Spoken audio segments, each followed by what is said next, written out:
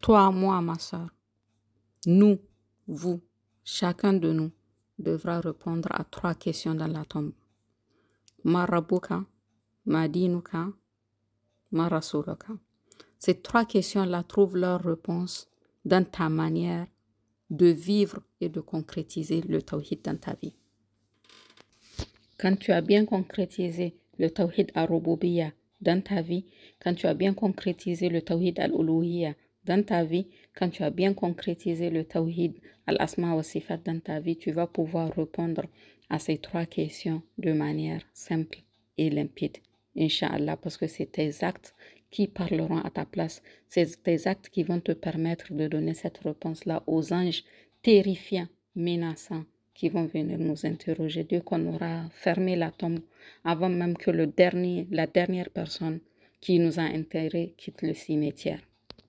Au cœur du tawhid se trouve une phrase qui est kalimatul tawhid, qui est aussi miftahul jannah, la clé du paradis, qui est kalimatul shahada, la parole de l'attestation, qui est kalimatul ikhlas, la parole de la sincérité. Par elle, on rentre dans l'islam.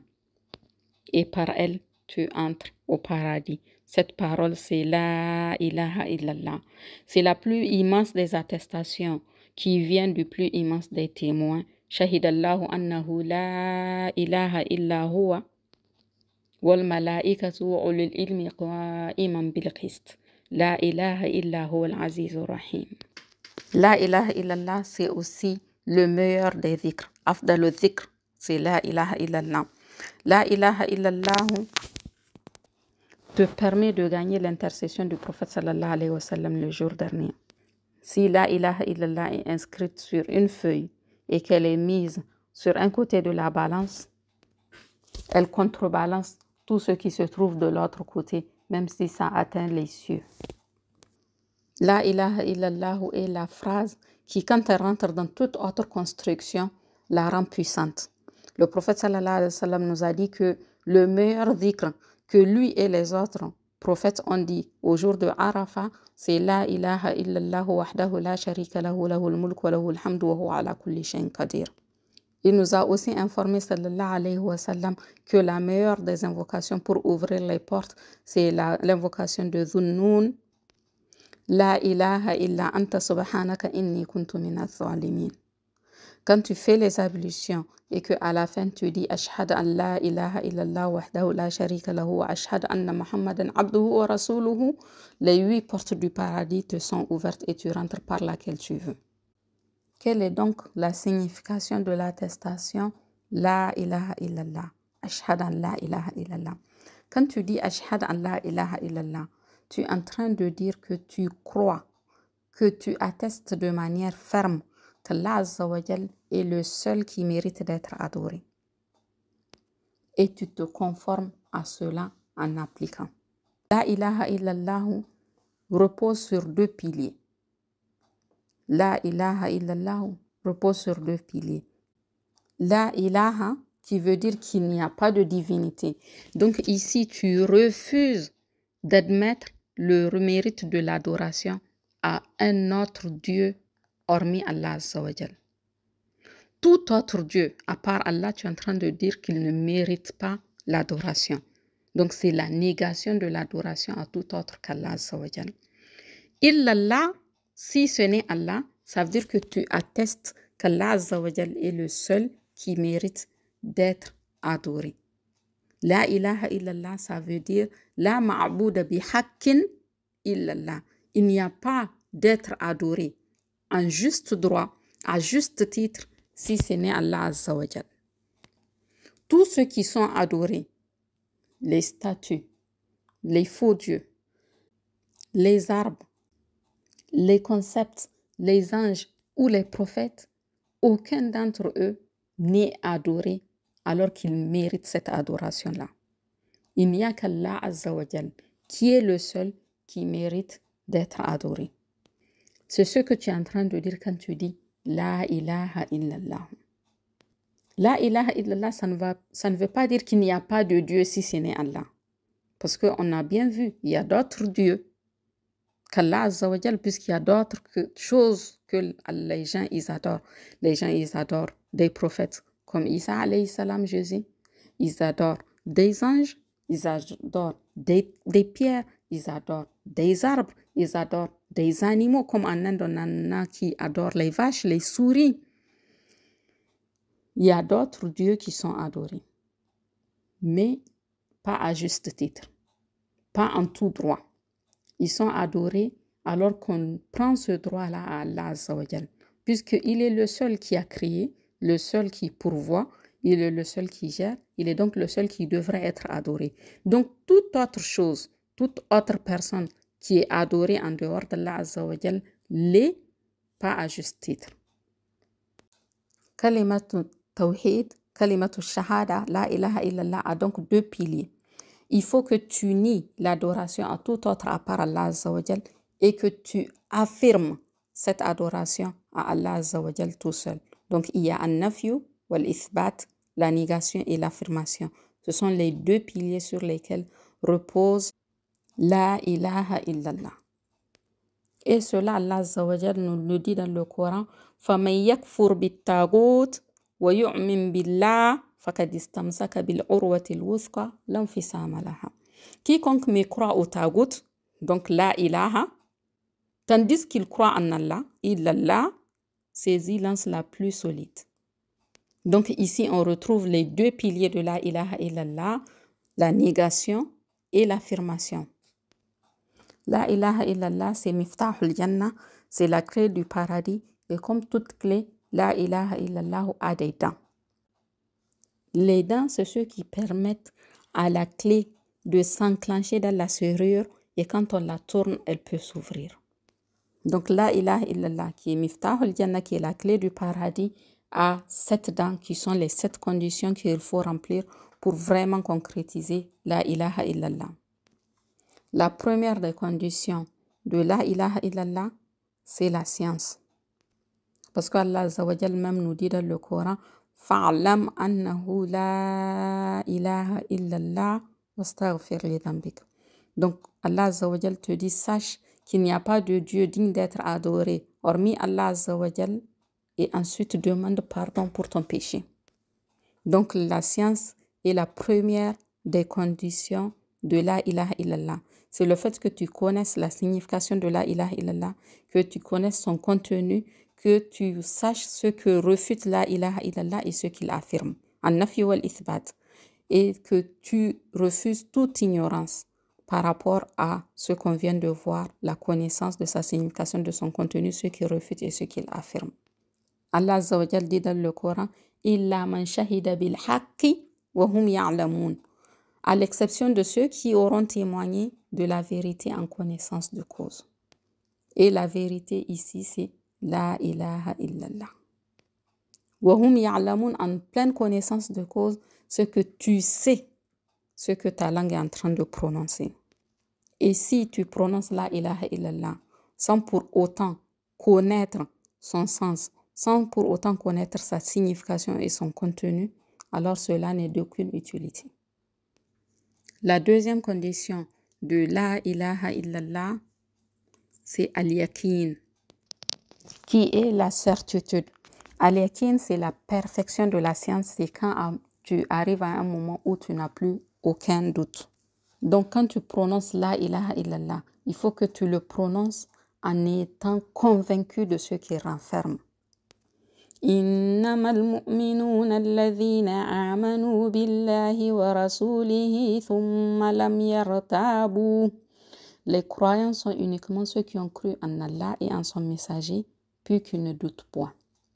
Donc celui qui a le doute dans son cœur, il n'a pas concrétisé cette dent de Miftahul Jannah, cette dent de la clé du paradis. Et le prophète sallallahu alayhi wa sallam a dit dans un hadith, celui que tu rencontreras derrière ce mur, témoignant qu'il n'y a de divinité digne d'être adorée si ce n'est Allah, avec un cœur plein de certitude, fais-lui alors la bonne annonce du paradis. Ça veut dire que pour mériter le paradis, il faut que dans ton cœur, il n'y ait plus aucun doute par rapport à la ilaha illallah. Il faut que tu sois convaincu qu'il n'y a de Dieu digne d'être adoré si ce n'est Allah Azza wa Jal. La troisième condition de la ilaha illallah, c'est al-ikhlas. La troisième de ces dents, c'est al-ikhlas, l'intention pure, la sincérité.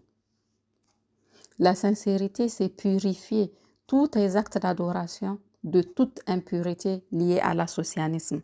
C'est que tu voues toute adoration à Allah Azza wa Jal tout seul et que tu la purifies de tout ce qui est adressé à autre qu'Allah Azza wa Jal. Le prophète sallallahu alayhi wa sallam nous dit dans un hadith, Allah a interdit au feu de brûler celui qui dit la ilaha illallah, ne voulant par là que le visage d'Allah Azza wa Jal. Ça veut dire que tout acte que tu fais, tu le fais pour Allah Azza wa Jal, à cause d'Allah Azza wa Jal, n'espérant la récompense que d'Allah subhanahu wa ta'ala. Ça veut dire que tu ne vas pas arranger ta lecture du Coran, par exemple, quand tu es en train de lire le Coran et que tu as une sœur qui vient passer, tu vas lire d'une voix meilleure, plus mélodieuse, pour que la personne dise « Ah, elle lit bien le Coran ».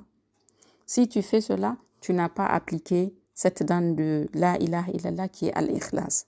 Tu es en train d'associer à Allah Azza wa Jal à travers la riya. Et si tu fais cela, tu n'auras pas donc concrétisé al-ikhlas, cette dent de la ilaha illallah, miftahul jannah.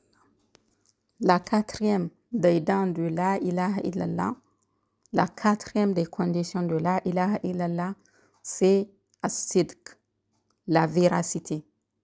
C'est le fait que tu prononces la ilaha illallah avec un cœur véridique. Ça veut dire que ce qui est dans ton cœur correspond à ce que ta langue a prononcé et que tes membres exécutent. Je répète, ça veut dire que si tu fais ça avec véracité, quand tu dis la ilaha illallah avec véracité, ça veut dire que ce que ta langue prononce et ce que tes membres exécutent correspond à ce qui se trouve dans ton cœur. Mais si tu prononces la ilaha illallah avec ta langue, sans pour autant que ça corresponde à ce que tu as dans ton cœur, alors cela fait partie de l'hypocrisie. Et Allah subhanahu wa ta'ala nous avertit contre cela dans le Coran quand il dit وَمِنَ النَّاسِ مَنْ يَقُولُ آمَنَّا بِاللَّهِ وَبِالْيَوْمِ الْآخِرِ وَمَا هُمْ بِمُؤْمِنِينَ. Donc ils le disent. Parmi les gens, il y a ceux qui disent nous croyons en Allah et au jour dernier, tandis qu'ils n'y croient pas. Ils le disent, mais ça ne se trouve pas dans leur cœur. يُخَادِعُونَ اللَّهَ وَالَّذِينَ آمَنُوا وَمَا يَخْدَعُونَ إِلَّا أَنفُسَهُمْ وَمَا يَشْعُرُونَ. Ils cherchent à tromper Allah et les croyants, mais ils ne se trompent qu'eux-mêmes et ils ne se rendent même pas compte. Donc la quatrième des conditions de la ilaha illallah, c'est as-sidq, la véracité. Il faut que ce que tu prononces avec ta langue corresponde à ce qui se trouve dans ton cœur et que tes membres exécutent. Donc, et vice-versa. Et il faut que ce que tes membres disent et que ta langue dise correspondent à ce que tu as dans ton cœur.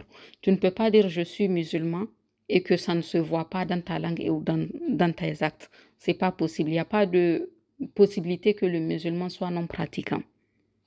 Il faut que ta langue, à travers ta façon de parler, à travers ce que tu dis, corresponde à ce qu'il y a dans ton cœur, donc ta foi, et que tes membres l'exécutent. Que tu fasses la prière, que tu fasses le jeûne, que tu fasses la zakat, et que ça se voit. Tu ne peux pas être musulman sans que ça ne se voit. Donc l'islam, c'est dans le cœur. Non, l'islam, c'est dans le cœur, mais aussi dans la langue et les membres. Il faut que ça se voit. Il faut que ça corresponde et il faut qu'il y ait concordance entre ce qu'il y a dans ton cœur, ce que ta langue prononce et ce que tes membres font. La cinquième des conditions de la ilaha illallah kalimatu tawhid, miftahul jannah, c'est la résignation, c'est al-inqiyad, la soumission. C'est le fait que tu te soumettes à ce que inclut la ilaha illallah, à ce qu'implique la ilaha illallah. Donc tu te soumets à la législation, tu y crois, tu la déclares véridique et tu fais que tes actes concordent avec cette législation-là. Allah Azza wa Jal dit dans le Coran وَمَنْ يُسْلِمْ وَجْهَهُ إِلَى اللَّهِ وَهُوَ مُحْسِنٌ فَقَدِ اسْتَمْسَكَ بِالْعُرْوَةِ الْوُثْقَى. Et quiconque soumet son être à Allah tout en étant bienfaisant s'accroche alors à l'anse la plus ferme. L'anse la plus ferme ici, c'est la ilaha illallah. Et celui qui soumet son être, c'est celui qui fait al-inqiyad, la soumission. il se résigne face aux ordres d'Allah Azza wa Jal, il soumet sa volonté, son libre arbitre au choix d'Allah Azza wa Jal dans la législation. La 7e condition de la ilaha illallah, c'est al-kaboul, l'acceptation.